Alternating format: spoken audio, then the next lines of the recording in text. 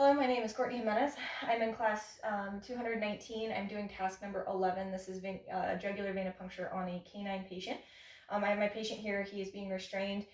He'll be restrained so that way with control of his muzzle, so that way if he becomes fractious at any point during the procedure, both me and my assistant here are going to be safe. I do have some supplies gathered here. I have a 2 mil tube. I have a 3 mil syringe with a 22 gauge needle on it. And then I have my Sharpie here. So I am just gonna label my tube real quick. I've got my patient by the name of Stryker. All right, and then I'm putting owner last name on here. All right, so I've got my tube labeled now with my owner information. Like I said, this is a 2 mil EDTA. Draw tube. I've got my alcohol here as well.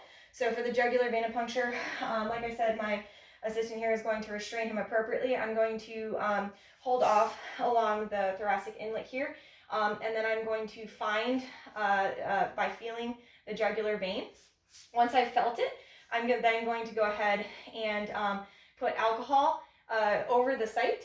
So I'm just going to place a little alcohol. From that point, I'm not going to want to touch the site because I want to make sure that we're keeping it as clean as possible. I'm just kind of splitting the fur there so that I can make sure alcohol is getting down to the skin.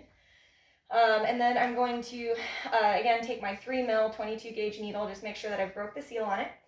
And I'm going to hold off and then let my restrainer know that I am holding off. I'm going to feel significantly distal to the site that I plan on drawing.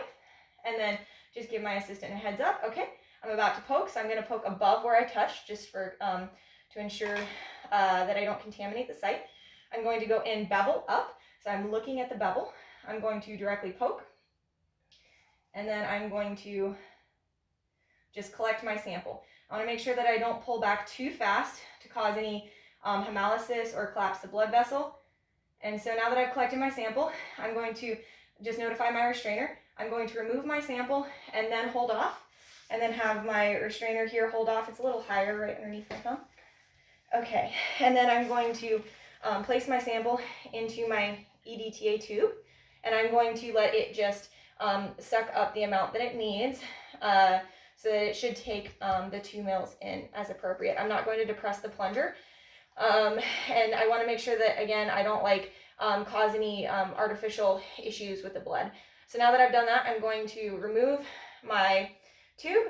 I'm going to invert my tube here just to make sure that the EDTA has a chance to mix appropriately. I'm going to sharps my needle. When I sharps my needle, I'm going to set it in there and I'm just going to drop it. I'm not going to put my fingers inside the box. And then once I do that, I will check to make sure there's no hematoma on my patient's neck. So, like I said, I just placed my syringe into the sharps container as one unit. And now I'm just going to make sure that I feel the area. I do not feel a hematoma. I don't see any, my patient's a little fluffy, so it'd be a little bit hard to see if there was a large bump, but I don't feel anything. I don't see anything. So my patient looks good to go, and I have my sample that's been inverted properly. So with that, that's the completion of my video. Thank you very much.